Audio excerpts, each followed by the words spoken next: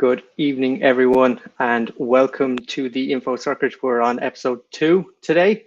My name is Matthew Seeley. I'm chair of the Irish EV Association, and I'm taking over from Derek Riley today because he's enjoying himself at the Commercial Vehicle Show over in Birmingham.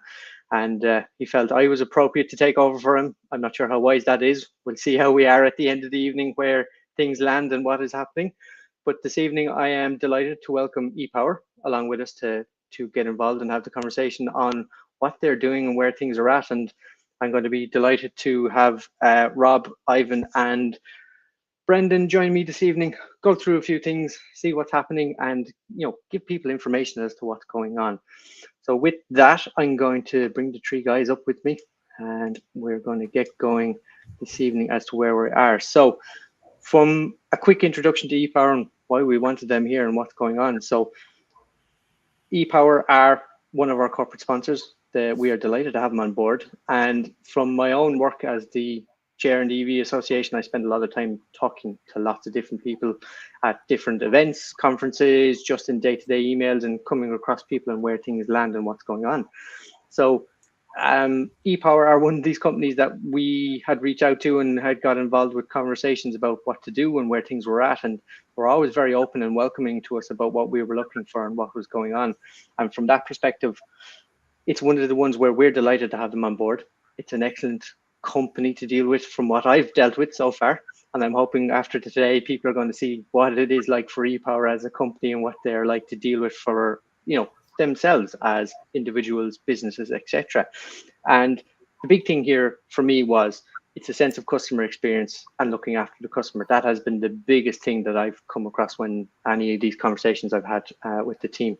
It's about looking after people. It's about making sure that people are looked after as best as possible. And that's exactly what people want when they're looking for something in an EV where they might have no experience, they might have a little bit of experience, but when it comes to these things, they're trying to get in with as much information as possible, as simply as possible. So with that, delighted to have the guys on board with me this evening, and we're going to get into it. And to give you just a bit of context from ePower as well, they were founded by two brothers in Cork in 2019. My wife is from Cork, so she's going to be delighted about that one to see that Cork has been represented in the world of EVs. They're the largest dedicated EV charging company in Ireland now, and 50 plus people will maintain that culture and the family feel that's behind it. So we are delighted to see them on board. They're all EV drivers. They're all living the same life that we live. And we're trying to make sure that what we're seeing is what they see. Therefore, they are understanding the problems that we see. So we're going to get into it this evening with the guys. So welcome to Rob, Ivan and Brendan. Good evening, gentlemen. How are we? Good, Great. Matthew, thank you. I'm going to kick off with just quick introductions to give people an idea of who we have here this evening. So we're going to go quickly around with everybody and just give a quick introduction, and then we're going to kind of get into a bit of conversation with each of you individually. And then from there, we're going to jump on to kind of come around in a bit of a Q&A towards the end after we go through that. So Rob, I'm going to jump to yourself first. Give us a quick introduction for yourself and where you're at here. Thanks, Matthew. Thanks for having us this evening. So I look after domestic sales part of ePower. My colleague Ivan is commercial sales director, and my colleague Brendan is director of public charging. So I suppose I will talk a little bit about the domestic side of the business firstly, and then I'll kind of move on to my colleagues to go through the different pillars of the company, I suppose. Excellent. Thanks, Rob. And to give people a bit of idea, Rob, where have you come from? What's been your kind of prior life a little bit to get before you joined ePower? Where have you been at? Well, I've a background in hospitality, really. So it's one of the things that ePower are always looking for as well, is to get people that are very concerned with the consumer and looking after people. So that's very much ingrained in what I do. So yeah, very much kind of a hospitality background where I'm from. Excellent. Thanks, Rob. We'll jump onto yourself, Ivan. Welcome. Great to see you. I know I've been pestering you about these sort of conversations for a while now, so delighted to have you on board. So from your side, Ivan, give us a quick introduction for yourself, please. Matthew, listen, it's great to be here and thanks for the invite. And you and I, as you say, we've been knocking heads at all the various events, and this was your brainchild. So thanks very much for having us along. It's super. So yeah, my name is Ivan O'Connor. I'm the commercial sales director. My provenance in the car industry is that my dad was a Toyota dealer back in the 80s. So to see the change, he's no longer with us, but to see the change from those times to today is truly staggering.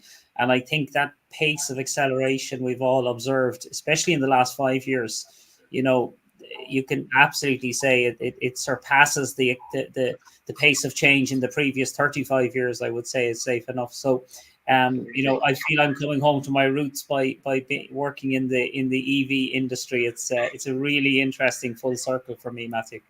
Excellent. Thanks, Ivan. Yes, and as you say, I've been pestering you for a while, so it's fantastic to have it here and get a bit of time to talk on these things. Brendan, moving to yourself, give a quick intro on you and where you're at with these things. Thanks, Matthew. Yeah, I've been a long time in the fuel business, so a bit of a poacher turned gamekeeper, I suppose, or a gamekeeper turned poacher. I'm not sure which, but I was in the oil business for the last 25 years, working for Texaco actually for quite a while, and got into the fuel card side of the business then after that, and was in the fuel card business quite a while. And back in 2015, 2016, the company I worked for who were doing fuel cards started to diversify and got into telematics, vehicle tracking, driver behavior, all that sort of thing, where it was more about managing your fuel and making sure you don't waste it. And then the company I worked for at the time got into, we were doing a lot of work with fleets, and then the fleet started to dabble in electric then. So you might have a company with maybe 20 in the fleet, and they might say, let's get 1 or 2 electric. So we started catering for those, and we got a fuel card together for those. And then it was very interesting. Started driving an electric car a couple of years back, got into it and started doing business with ePower. And one thing led to another, really, I suppose.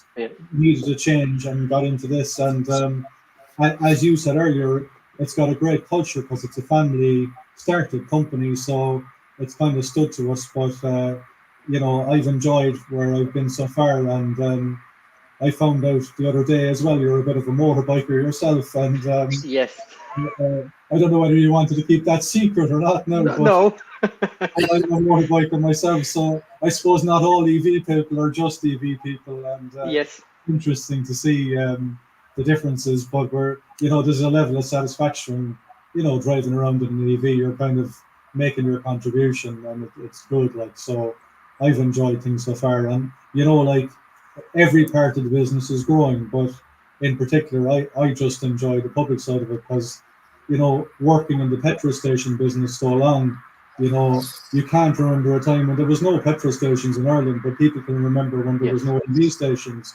So it's got parallels, but it's got differences, and it's interesting to see where we are now, where we're going to be in 3 years' time, 5 years' time, and down the line.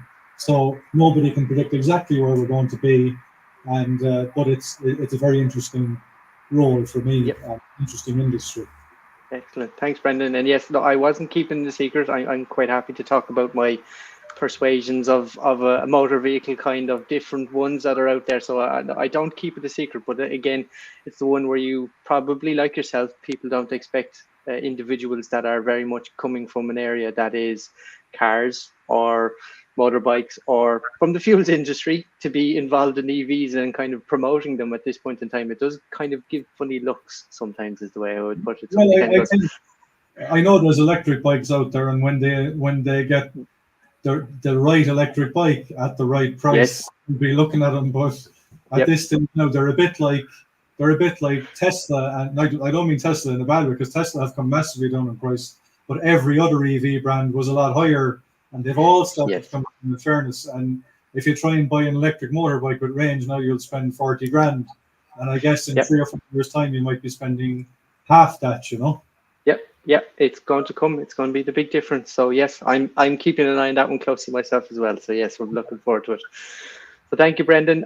And for folks online, I'm going to say, don't forget to leave a comment ask a question. We're here to listen to what people have to say, and what your thoughts are and what you want to see out of these things. So put it in there, get talking to us. So for the minute, I'm going to jump to Rob. I'm going to let Ivan and Brendan sit down in the background, out of the limelight for a minute, and I'm going to focus on Rob and what's going on here. So we're going to jump into that side of things with Rob now at the minute. So Rob, I'm going to say, let's give people an idea from your perspective as to, you know, a little bit about your role in terms of what you're seeing with the current market, what's been going on up to this point in time, and to let people be aware of, you know, where have you come from, I suppose, with ePower to where you are today at this stage.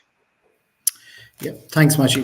I suppose where the market is at the moment, it's in between the early adopters and the early majority. So we in any kind of product or market, there's always that chasm in the middle where there's a little bit of a blip.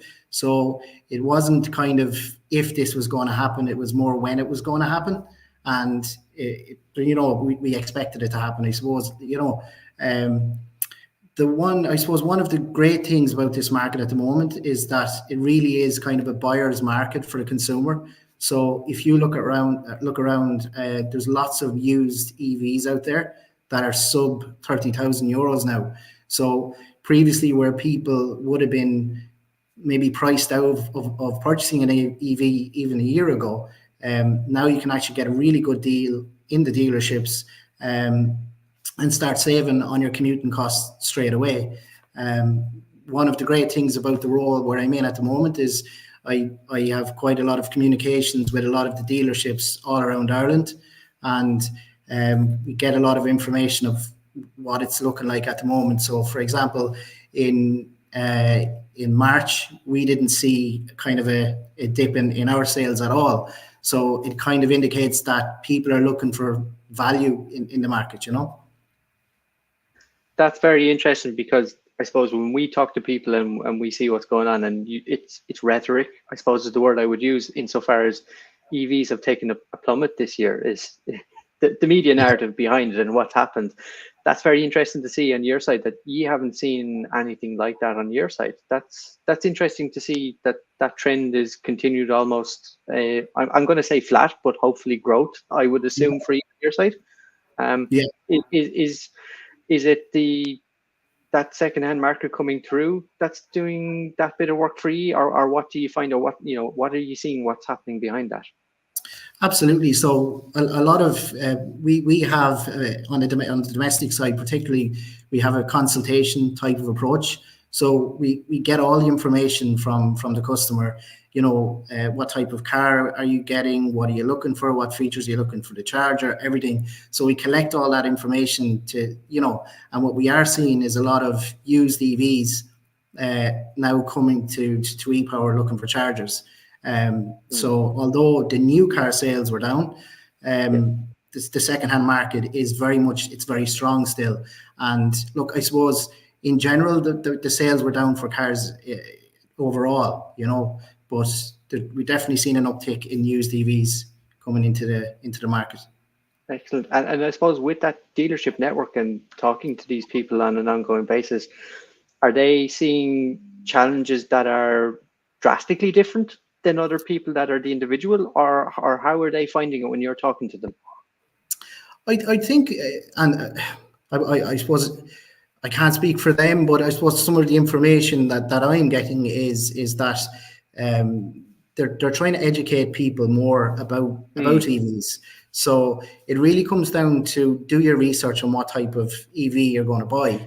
You know, most of us look at your driving habits, how many kilometers you do. Like I do, I've done over 50,000 kilometers on my car to date, and I have a 45-minute commute to and from work every day, and it's been a game changer for me.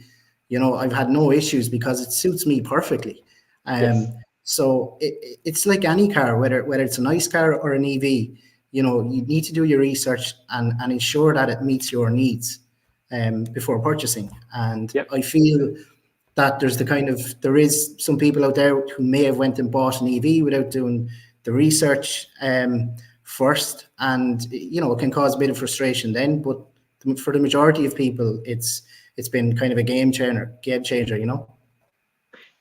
Yeah. Excellent. And I suppose the other thought that I have behind that is when people are coming to you in that domestic setting and they're trying to see what to do, what are the common questions you're getting back out of people? What are they struggling with, or what are they coming to you to say they're looking for you to give them the solution with? I suppose a lot of the questions are like, what's the difference between the chargers? Why should I go between one charger to the next charger? Do they all charge at the same speed? What are the features? Can it connect to my solar? Can it not connect to solar? They're kind of the main kind of questions that we do see. Can my house, can a charger be fitted in my house? Do I need kind of upgrade works and everything? We're always very, very transparent with customers from the very beginning. We always find that when you educate people that little bit more, or go the extra mile to educate people and help them understand, it's not a big shock, or we talk them through the process and we recommend the best charger for them. Yep. Excellent. Yeah, and I suppose the thing behind that is something we see on a regular basis is people talking about those additional works that they kind of go, I bought an EV, or I'm about to buy an EV, I go to get my charger done, and then all of a sudden they're coming in with a whole lot of extra costs. That's something that people come back to us and say, what's going on here? These guys are not being very truthful here. They're just trying to upsell things, is the way we come across it. So, I'm assuming, is it small percentages? What do you see out of those customers that come back to you as to how much they're looking for that work to be done additionally? Like, how much of the housing stock have you dealt with that's in that, spectrum of things that need those additional works? It's a good question. There's a certain areas within Ireland, for example, where those works need to be kind of carried out more than others. So if you're looking at houses that were built before 1990, generally they will kind of need some kind of upgrade works. But again, if you get in contact with us, we're able to basically do the survey. We're able to advise you what you can expect to pay, everything like that. So again, it comes down to, do your research about your charger, do your research about the company you get to install your charger, and do your research about your EV before you buy it. And if you do that, then you're perfect. It's grand. Yeah, it's the way to go. Yeah. Excellent. We have comments coming in. So Paul Seeley, this is my brother, so I'm glad he's being polite with the question here today anyway. So he asked, how are the various suppliers trying to be more competitive with the cost of charging? It seems the cost of charge on the road may be pricing people out of going electric in some cases. So what are you seeing on your side, from that side, Rob? I can speak from, my colleague Brendan would probably best to answer the charging on the road question. But from a domestic point of view, the majority of your charging should be done at home, and what I would say as well is, Ireland is a small country. It's, you can drive from one end of it to the other in 3 hours, so home charging will probably get 80% of your kilometers out of it, so.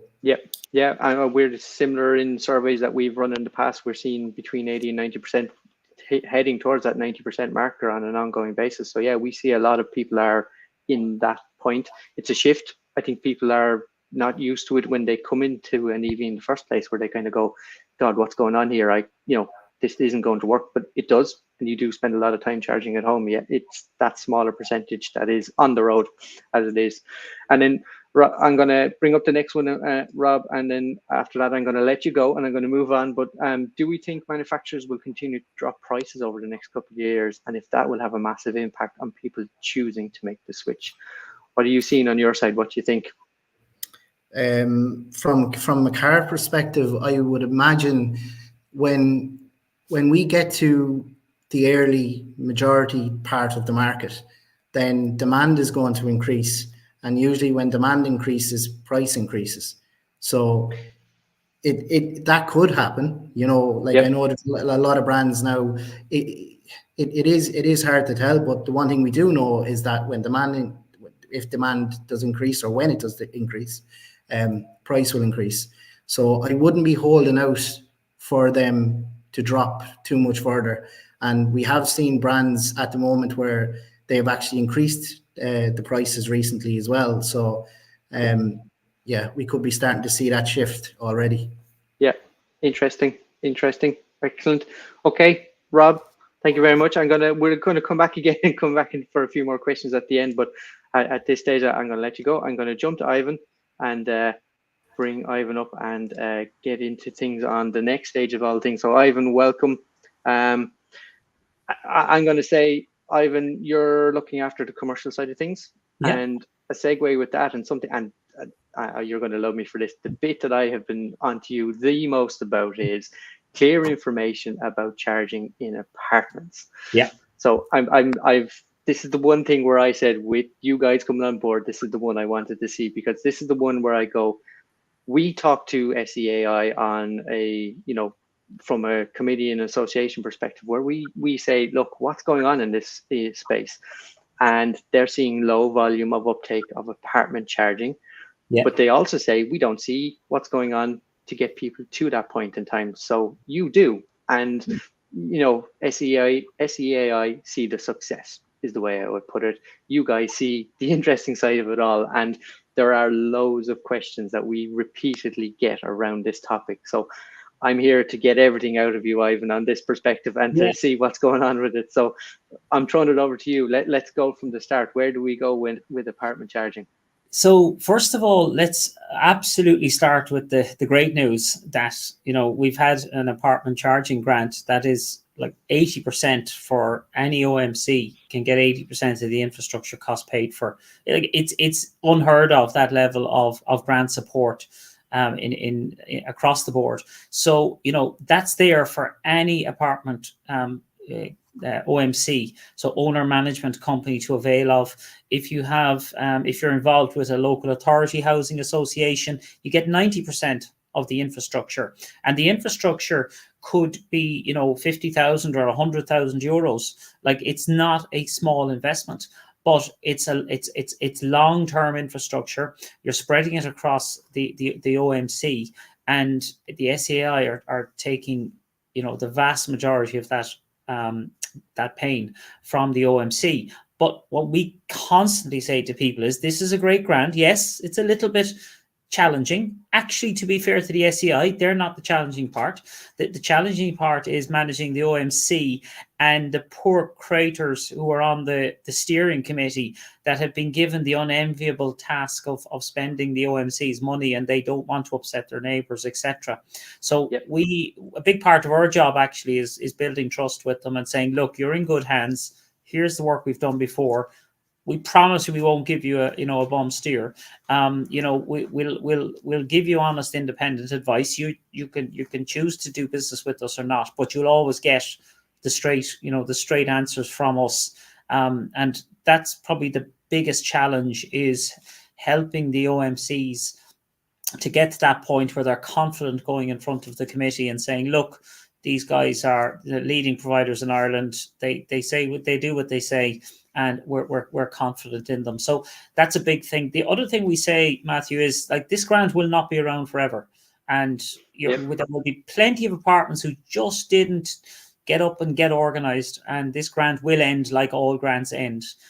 So it is absolutely imperative that if you are involved in an apartment complex, that you get onto the OMC and say, look, this isn't that complicated. If you're dealing with experts who have experience, it doesn't have to be complicated.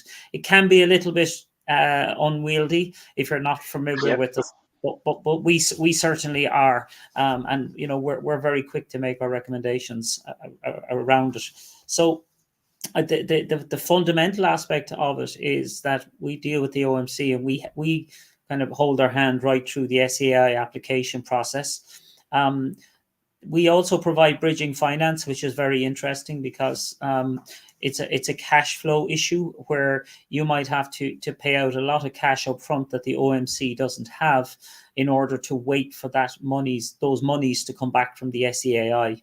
So we have bridging finance supports because we're very strong financially, a very strong company. We're very well backed because our investors recognize we run the business well. So they have funding in place for apartment grants, for example. So we find customers really and OMCs really appreciate that, because that can be a real tough stumbling block on that front. And that's a fantastic one. And I'm going to say, we've talked about this a couple of times, Ivan. I didn't even fully appreciate that you were doing that side of things with the financing. And that really is the thing where you are, and as you say, it's not insignificant, the cost of these projects, and up to €100,000, and in some cases up to 90% of that can be gotten back from SEAI. As you say, OMCs probably are going to sit there and go, you want how much money to do what? So being able to stand there and say, well, hold on a minute, we have ePower coming on board with us here to actually look at it and help us from that perspective, and here's what else they can do. That's a fantastic approach to take with these things. So we appoint a project manager on each apartment block, and their role is obviously to manage the installation and the initial survey and give advice, but very importantly, their role is to handhold right through the SAI, make sure the documentation gets collected and submitted on time, etc. So that's a real value add.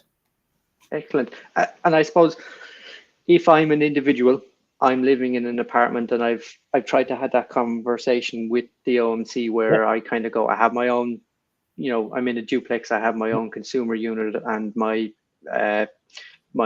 meter are just outside my door. My parking space technically is straight out across my door. I want to bring it there, and they're saying no. How do I approach that when I come to you guys into what I do? Yeah, so we often speak with the OMC. The resident will contact us, and they will put us in contact with the OMC, and we'll have a conversation.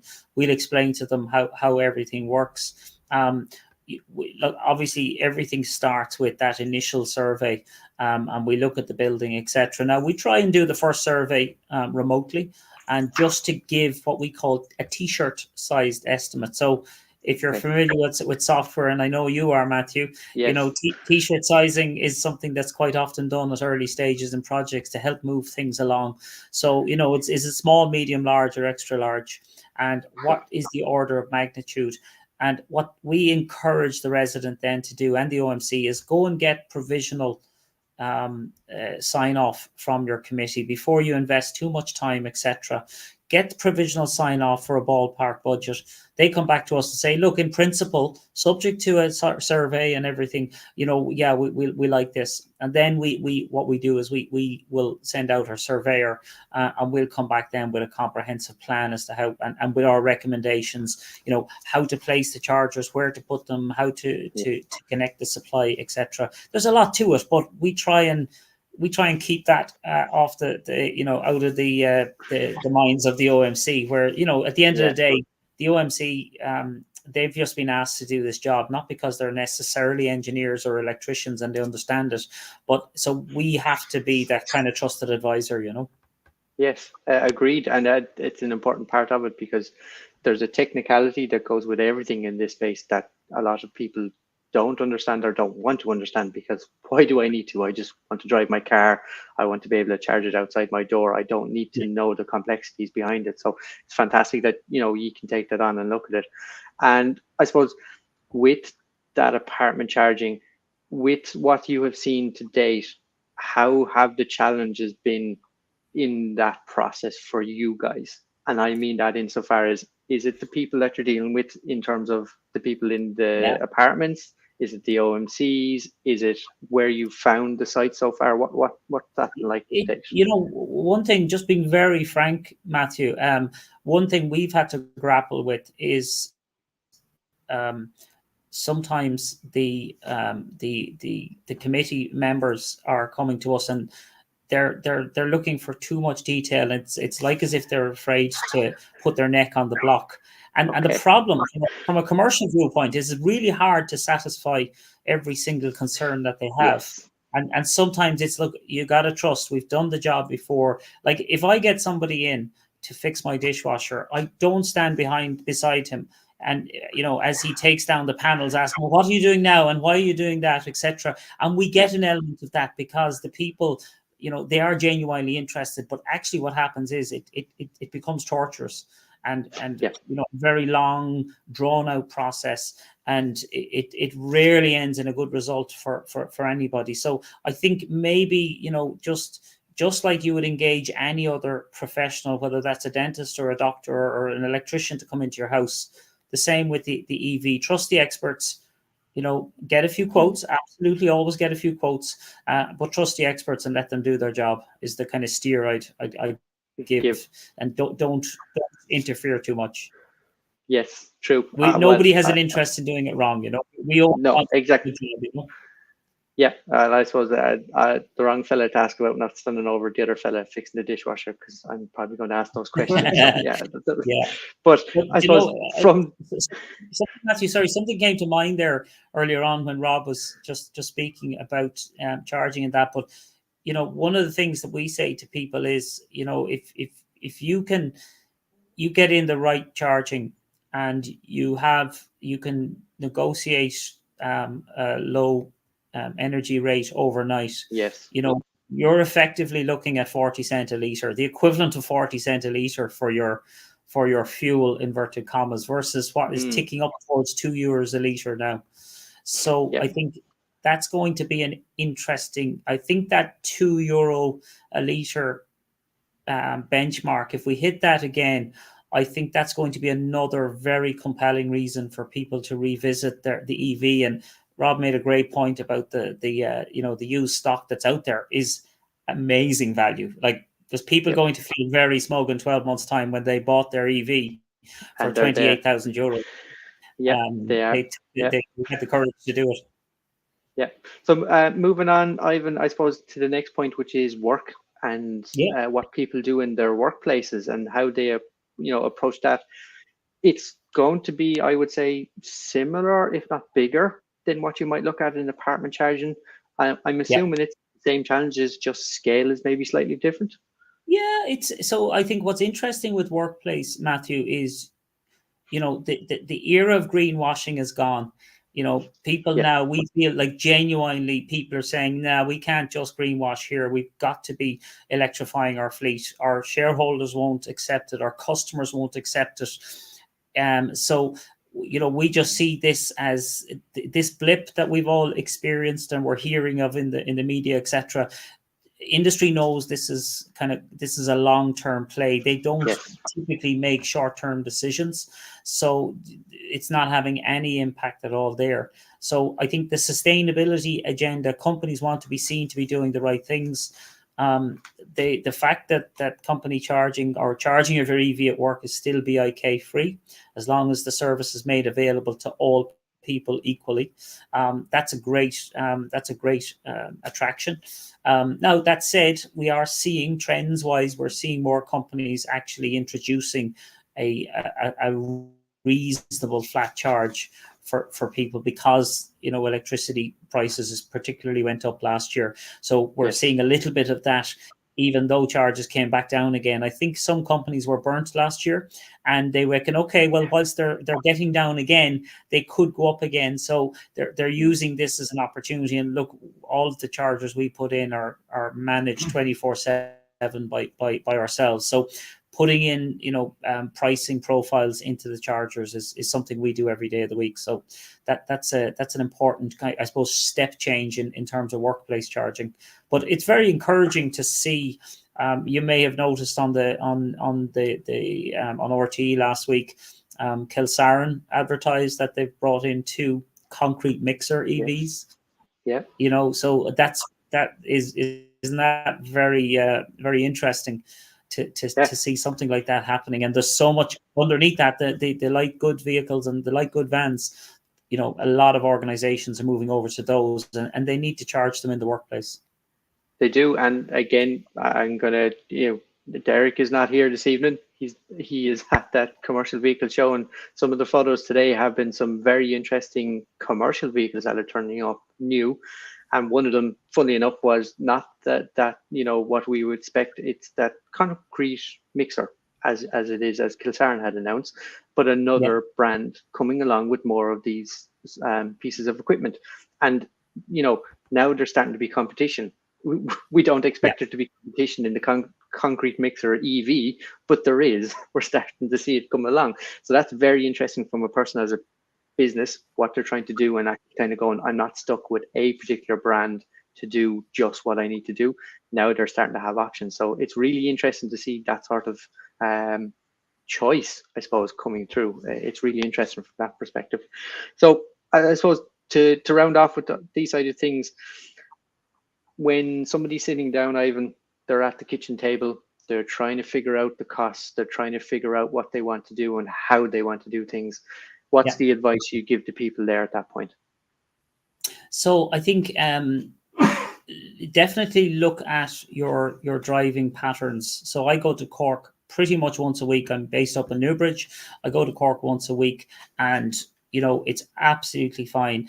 If I was doing that run, if I was traveling the equivalent of Newbridge to Cork 5 days a week, I might think hybrid is the way to go rather than full EV, for the time being. So you do just have to have a look at your driving patterns. But I guess ultimately, if you buy well, and that's where we're at now, with the better value and used and the price drops we've seen recently, and then the competition from the Far East, if you buy your vehicle well, and when you consider service costs, etc., I go back to that 40 cent a litre equivalent. As now, and by the way, you do need to be a little bit canny, and I think most people on this call know that you need to be canny with your rates and when you charge. But listen, with automation and with the likes of the ePower app, that's a thing of nothing to schedule your charging. So I think that's it really. Just get a good rate and buy well, and you'll never regret the decision. And by the way, it is nice to be doing something to help us all decarbonize. That ultimately helps us all sleep a bit better at night, I think, if we're environmentally conscious. Yes, it does. Ivan, thank you very much. I'm going to keep things moving. I'm going to jump to Brendan. I'm just keeping an eye on the clock that we don't talk all night about what we're talking about here. It's very interesting stuff, but thank you. I'm gonna jump on to Brendan, and Brendan, welcome to the stage. You're on mute, just so you know. Just we can't hear you at the minute. We don't have you yet.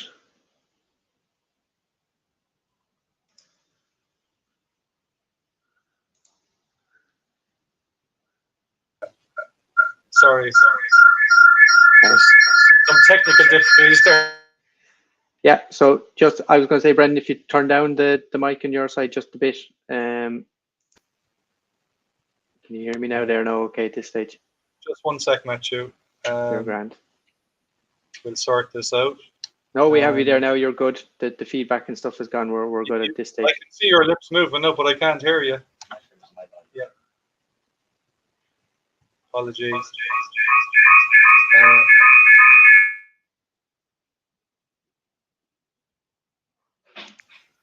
No. Can you hear me, Matthew? Yeah, I can indeed. Yeah, okay.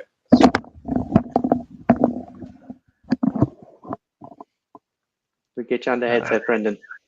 Yeah, just bear with me now. Oh, you're loud and clear. Much better there now on your You're side. hearing me. Sorry about that, Matthew. Bit of technical difficulty, and it had to be me that it landed on, didn't it, instead of the other two? Towards the end. It's fine. It's fine. I'll get in trouble over that now tomorrow. Yeah. I'll have to listen to them. But anyway, I was listening there before you asked me any question. I was listening to the truck side of things, and it's interesting because I've been in the IEVA for a couple of years as well, kind of observing, and you kind of wonder what the trends will be. And I was heavily into the truck industry as well, and you kind of see hydrogen coming along, and you don't know what way the heavy goods vehicle side of things is going to go. But from what, it's very much a closed environment. When you have an EV, you can control everything yourself. Like you have charging at home, and nothing's going to change about that. You'll always be able to get good value in your home. Yes. So it kind of guarantees the future of EV to an extent, where other fuel, like you're not going to put a hydrogen tank in your back garden or No. whatever comes along. So it'll be interesting to see how the HGV side of things goes in the future, you know. It will. And I suppose we've spoken before in the past in your prior life in the fuels industry and what was going on there. So I knew you from before your time in ePower Yeah. and where things were at. And it's great to have you on board and to be talking to you this evening. So, from your side in the public domain, where have you been at up to this point in time with ePower? How have things progressed in the last while? Give us an idea of what it's been like from your side. Well, I suppose we started off when we had a small cohort of public sites already. Like, so we're doing a bit of work at the airports, Dublin and Cork, and some railway stations and some hotels and that sort of thing. So we had a good kind of steady small business of public chargers. But we took on funding last year in the business and we started to plan, and that's when I joined. And we've got, aggressive plans for later this year, for next year and the year after, and so on. So I suppose what's unique about my side of the business is that, first of all, it's very high investment, and second of all, when you do a deal with somebody, with a business or whatever, it takes quite a while for it to go through the pipeline from when you meet them, because Yes. it's a little bit like buying a house, because you might be investing, and we fully fund projects, but we will also, like, we have projects in Ivan's side of the business as well, where people want to put in their own chargers, but they want them to be public, and they manage them. But then other people know that they recognize that they have a need for public chargers, and their expertise is somewhere else. Like, they might be a hotel, so they know what they learn in a hotel for a room, or Yes. for a meal in a restaurant. Or if you're a forecourt, if you buy a car wash or you invest in a deli, you know what you'll make. But if you put a charger in, you have no idea who's going to come in. So Yes. now you might do very well, but you might do badly. So we kind of take a view in the round, and we say, well, our plan we'll have some chargers that don't perform as well as others, but we'll have an average there, So we have a fair bit of investment coming through, and so any deal that we would have done, say, late last year, it's going to come to fruition in kind of May or June. So I think people in the marketplace will notice, and people in the IEVA, there's a trickle of chargers coming through the whole time, and Yes. it's going to grow from a trickle to a stream to a bit of a river, but it's kind of it'll get noticed a lot more. But it's kind of very random. It's different parts of the country, because certain businesses are ahead of the others. Like, in a business, some people know they have to invest to move forward in every business, and some people say, I'm going to do it now, I'm going to bite the bullet, and some people say, I'll leave it go for another while, just like early adopters in EVs. So my view really is that, I suppose I look at things now, and I look at things in 5 years time, and, like, if you look at say in the UK at the moment, you've got about 60,000 chargers, probably growing to 70,000, and then out of those, you've probably got about 10,000 fast chargers over there. And, like, Okay. I normally say about 10% is what we should have here. Now, we don't have 6,000 chargers in Ireland. We probably have between 2 and 3,000 at the moment, more like 2.5. And then in terms of fast chargers, if we have 10,000 in the UK, we should have about 1,000 here, and we're up on 400 and something at the moment. Yeah. So we're behind the ball a little bit on that. So there's a lot of room for growth. And again, like as Rob was saying, there's trends in the marketplace where you'll see ups and downs. But if we put in 100 or 200 or 500,000 into a site, we have to look at it 5 or 10 years in advance. So there'll always be blips. But, like, if you look at the government targets, there's the carrot and the stick approach. And I'm not saying they're going to take a stick approach, but you've got the excise duty coming up again in August, and the natural movement of fuel is up. And, they've done the carrot approach quite a lot up to now. And I don't think they're going to take a massive stick approach, but I think naturally the EV market will develop. And so it's good to be part of all that. It's an exciting time, and It is. Yeah. I'm enjoying it so far, and it's a good place to be.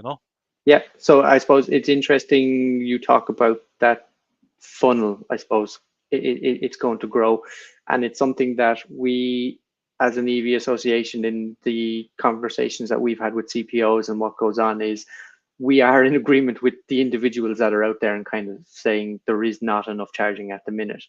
Yes. We are continuously trying to have that, I suppose, it's to give people the understanding that it is coming, but it's very hard to convince people that it's going to be okay when they don't see it in their local area. So when people are sitting there, I can't see these chargers, you keep telling us they're coming and they're not. It's very hard. So, for somebody like yourselves in ePower to stand there and go, look, we've been looking at this from 12, 18 months ago. It's going to be another 3 to 4 months before these things start to uptick again. And I'm not saying that there hasn't been an uptick from your side, because I remember when ePower was just at the airports before it started to push out from where it was just at those handful of sites. It is growing. So from your side to be able to say, actually, we're starting to see things progressively grow out. It's a fantastic place to be at, and to be able to push these things on into that realm. So it's brilliant to see.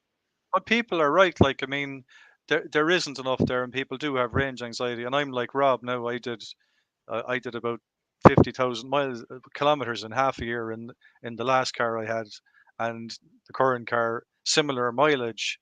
But like, you talk to people out there, like my neighbors now, and again, you leave your house with a full electric vehicle anyway, but they were going up to Mullingar and they were saying, well, where do we charge? And they had to do a bit of planning.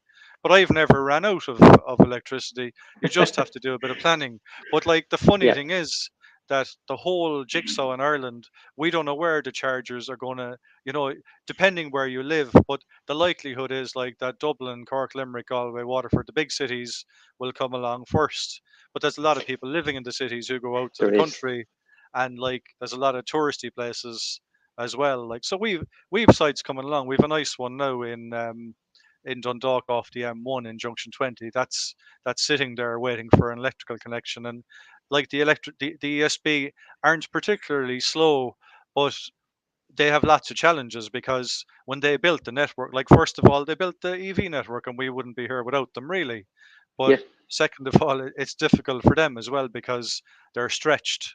But so and like when they were building the network, they didn't build it for EVs as well. They built it for housing and the rest of it. But say you have a petrol station, say you're a big oil company and you have a petrol station, you're not necessarily going to be able to get 400 or 500 kVA of electricity in there because it was never planned. So they have their challenges, but I think it'll just develop. And like the debate we're having, or the conversation in 5 years' time, we won't be having the same conversation. It'll probably be, what kind of EV did you get? And do you know what?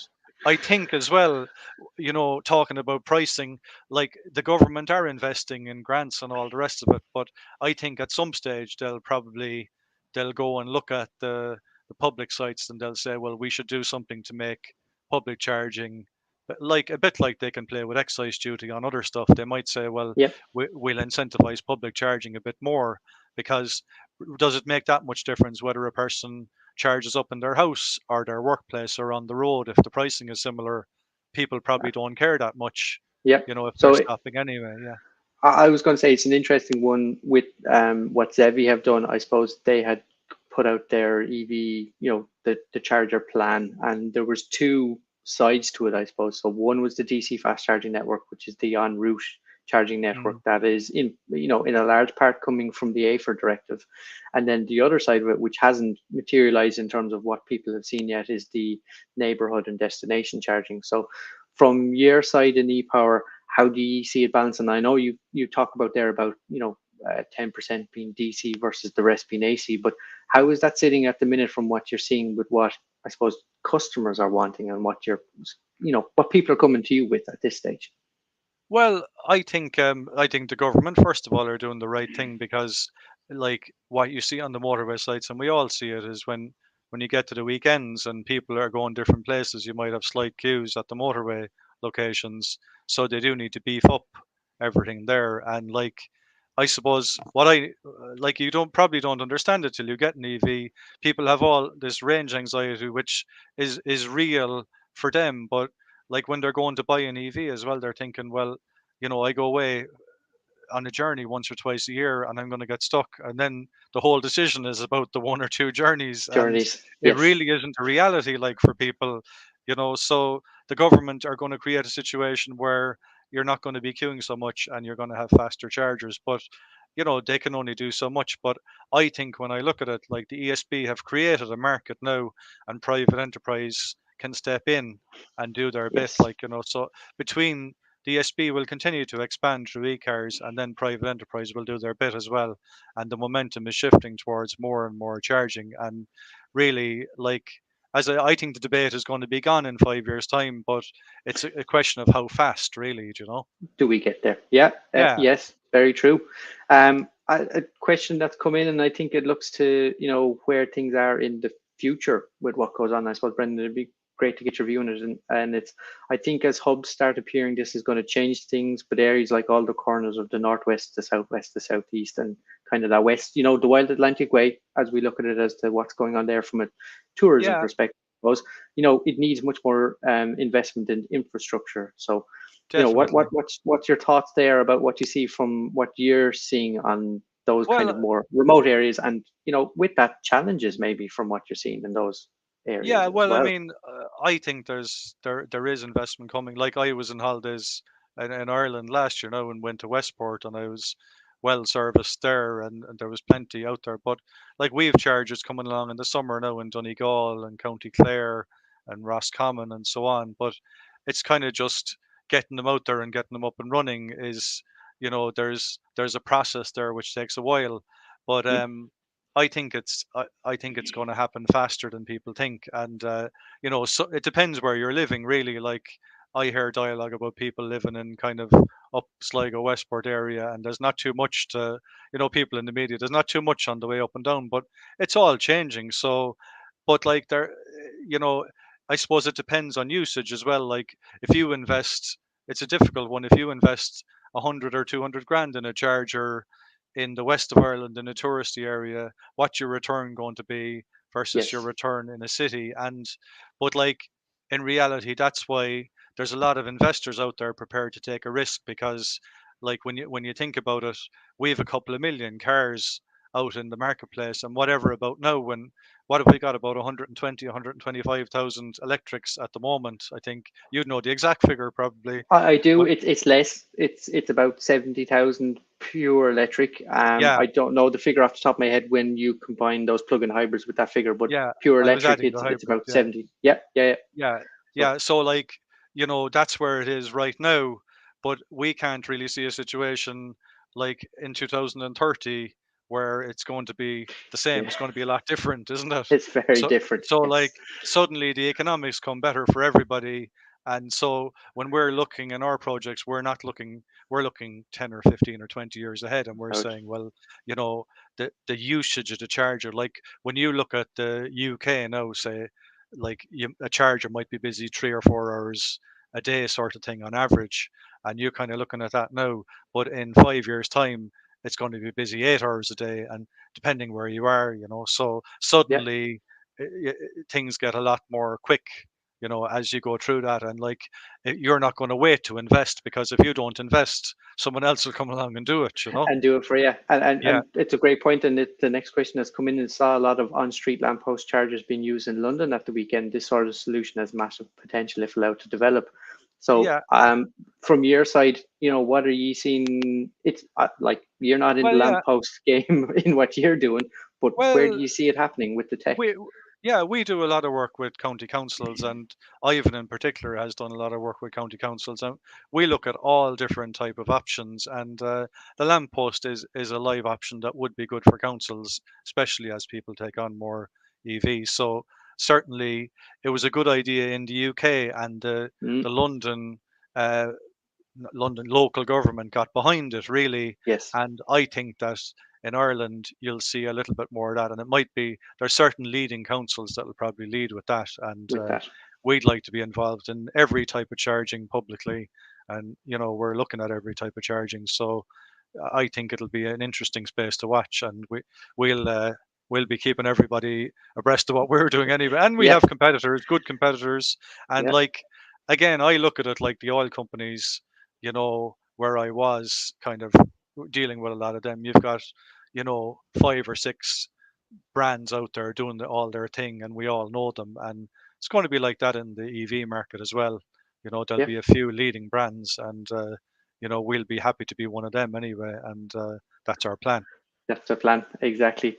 Brendan, thank you very much. I'm going to bring the two guys back in, and we'll get into a quick little bring people together before the end, and we're nearly up on the hour, so I'm not going to keep people too much later either. So thank you, and Ivan, Rob, welcome back. We're going to do a couple of little quick fire bits, I suppose, and I'll throw it out to you and see what you think. And I suppose, Rob, coming to you, do we expect the cost of it's a question of my charge point, the cost of installing a charge point, is it going to come down? We've looked at grants going from 600 euros to 300 euros.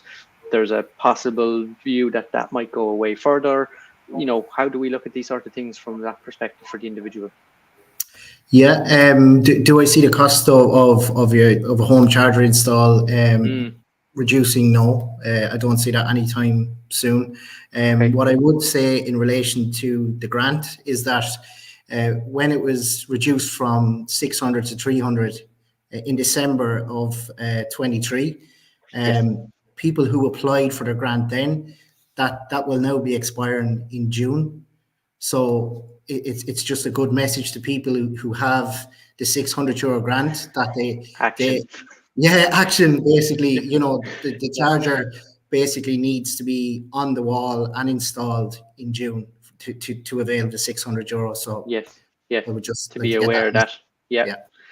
And I was going to say, when people are coming to you and they're looking at home chargers, they have options, they have lots of different things. What are people going to look at now, and is there a recommendation on how you do things? I know you earlier on you touched on solar as being something.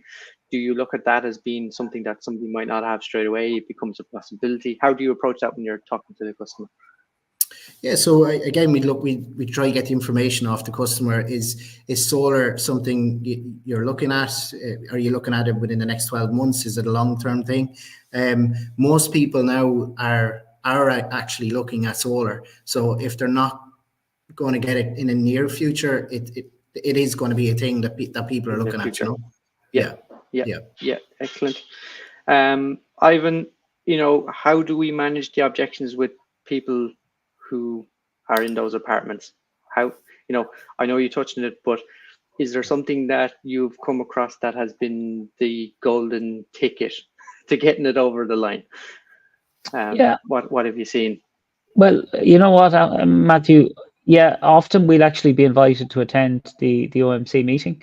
We'll take Q&A, and when people get the opportunity to hear from us and just ask any question they want, we can normally assuage any concerns. And look, ultimately it comes down to, whilst 80% or 90% or whatever percent of an apartment complex may not yet be EV drivers, we just say, well, guys, you do realize that you will not be able to purchase a car by 2030 without a plug. Now that might get extended, we know that, but ultimately this is going in one direction. So avail of the grant now while you can, or you'll be able to repent at leisure down the road, because 80,000 euros, if you have an 100,000 euro infrastructure bill, that's a lot of money to find.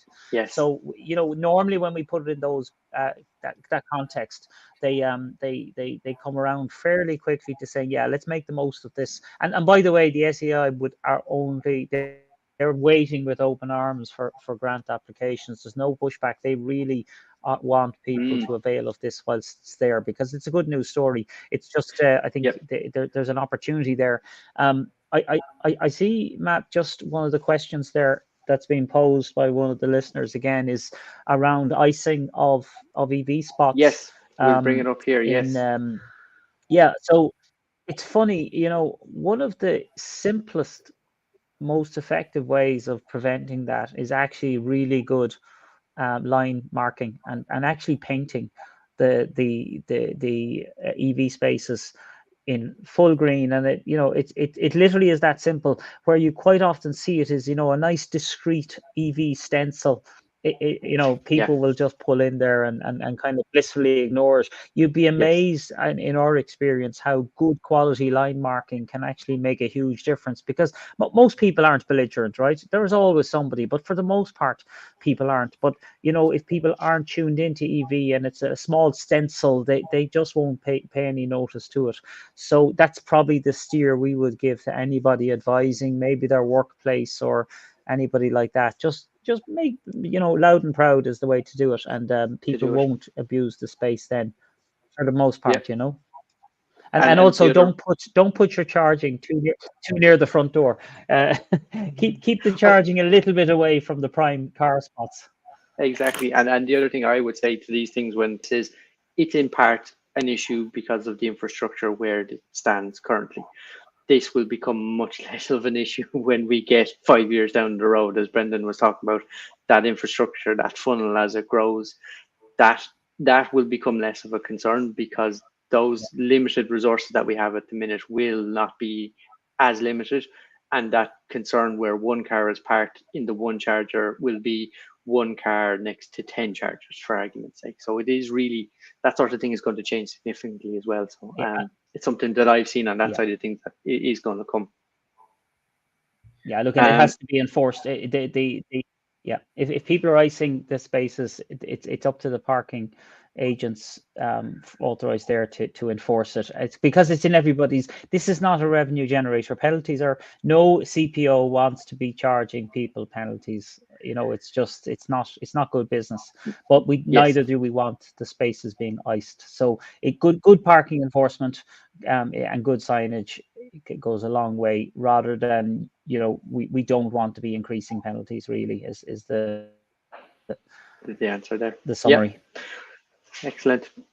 Gentlemen, we're just over the hour, so I have loads more questions. I'm sure people will probably have more again, but I'm going to say we're going to take it to a conclusion this evening to let people enjoy the rest of the evening.